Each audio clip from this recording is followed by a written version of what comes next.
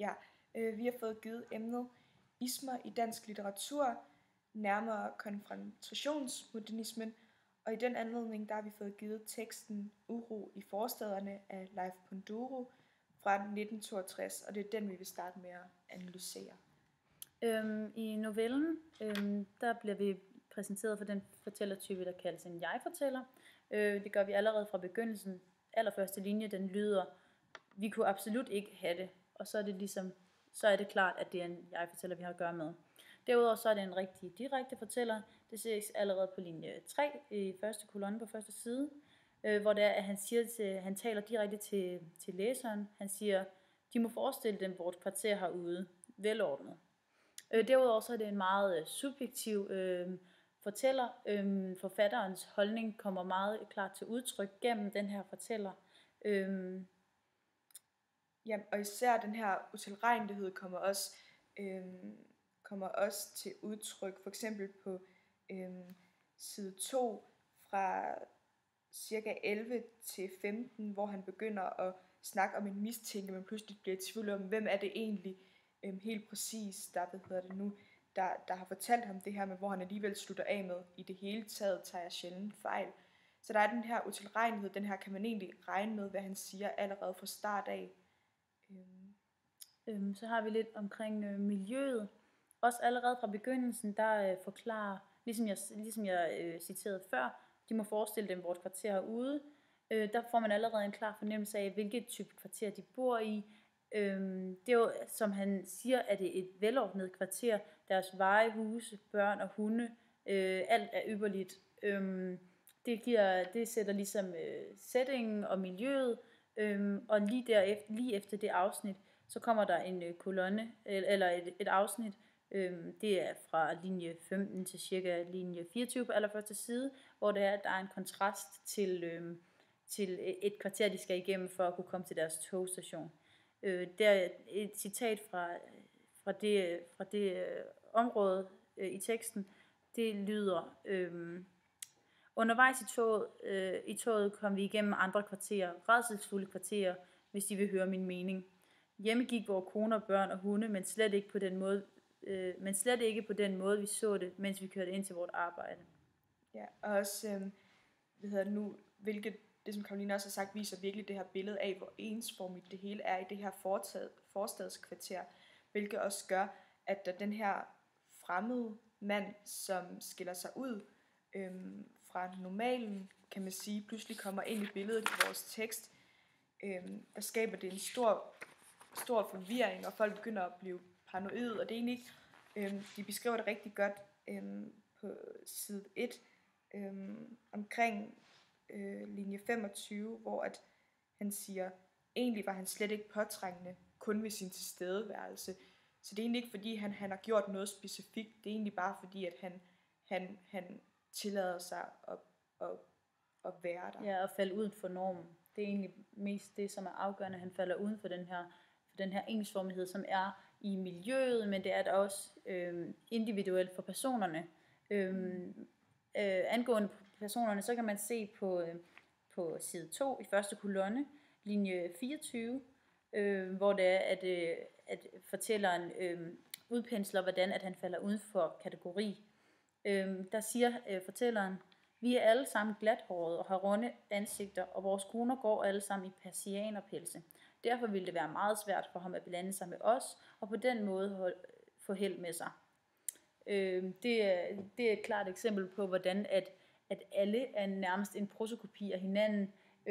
Og der snakker vi også om, at fordi at de forskellige karakterer i den her historie bliver givet navne, som bare er bogstaver, måske forbogstaver, det gør, at de her karakterer i novellen bliver identitetsløse. Ja, altså de har overhovedet ikke nogen personlighed. Det er også derfor, han hele tiden bytter rundt på hinanden, fordi P kunne lige så godt være L. Altså der er ikke nogen forskel overhovedet. Og vi ser også på side 2 allerøverst, hvor at der står, om aftenen fortalte vores koner os, at han var flyttet ind i vores kvarter. Vores koner sagde, at han hverken havde kone, børn eller hund, som viser, at han mangler ligesom alle de her ting, som de på en eller anden måde forbinder med det perfekte liv. Igen der med, at han skiller sig ud af normen, og det kan de simpelthen ikke de kan slet ikke relatere til det.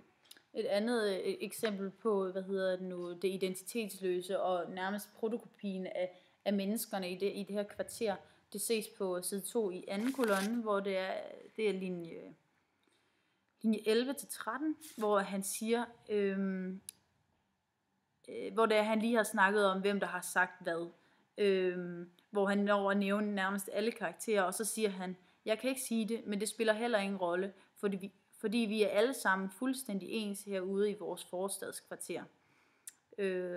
Derudover er der et eksempel, hvor det er han faktisk, det er det samme eksempel, hvor han faktisk er i tvivl om det er ham selv, og det understreger jo virkelig den her ligegyldighed omkring, hvem der siger hvad, fordi alle er jo ens. Ja.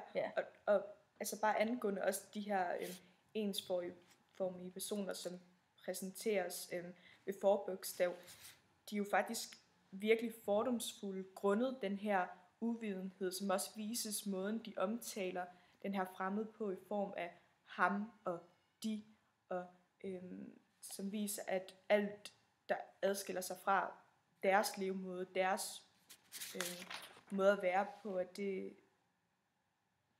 er de så udvidende omkring. Så blev vi også bedt om at sammenligne tekst 1 og tekst 2. Tekst 1, det er den, der hedder Uro i forstaden, og tekst 2, det er et digt af Claus Rifbjerg, som er blevet udgivet i digtsamlingen Konfrontation fra 1960. Ja. Digtet hedder Det er også pålagt. Til at lægge ud med, så kan man jo sige, at der er 3 strofer, og de 3 strofer, de begynder alle sammen med sætningen, det er blevet os pålagt. Ja, han gør rigtig meget brug af navneord, rigtig meget beskrivende. Han bruger rigtig mange negativt lavede ord, som pålagt og gabe, og altså flere ord, som simpelthen gør digtet så negativt og trættende at læse. For det kan være, at vi skal gå lidt slavisk igennem det, for at komme med nogle eksempler på, hvad der er ens i indholdet af de 2 tekster. Han siger blandt andet, han bruger ordet gennemsnitsliv, hvilket skal være en måde at sige, at alle lever det samme liv, alle er ens, og det er jo et fællestræk for den anden, for novellen. Derudover så bliver der nævnt noget omkring en forbrugerkultur. Han siger, det er blevet også pålagt af statistikken i et gennemsnitsliv at åbne et meget stort antal døre, konservesdåser, punge, tegnebøger, checkkonti. Og det er også en metafor for det her den her forbrugerkultur, som der er i klar fokus her. Så i hvert fald hele emnet er jo det samme i de 2 tekster. Jamen også hele det her med, at de beskriver det her gode liv, eller er det så også godt, men det her liv, vi er født ind i, hvor vi ikke rigtig mangler noget, skulle man mene, i hvert fald i forhold til det materialistiske, det her velfærdssamfund, hvor vi kan gå med det i seng og ja, der bruger han blandt andet i første strofe, han gør det faktisk både i første og anden strofe, de 3 sidste vers, de 3 sidste vers i første strofe lyder mæthed i mellemgulvet, gulvet mellem kvalmen og opkastet. Og det er jo metaforisk for at man er mæt af samfundet, at man altså bliver givet alt, at man har alt er serveret på et sølvfad. Det ses også i de sidste 3 vers i strofe 2, hvor det er, at han siger, hvor der bliver sagt, manglende sultfornemmelser, profus syresekretion i mavesækken. Igen, alt er serveret på et sølvfad,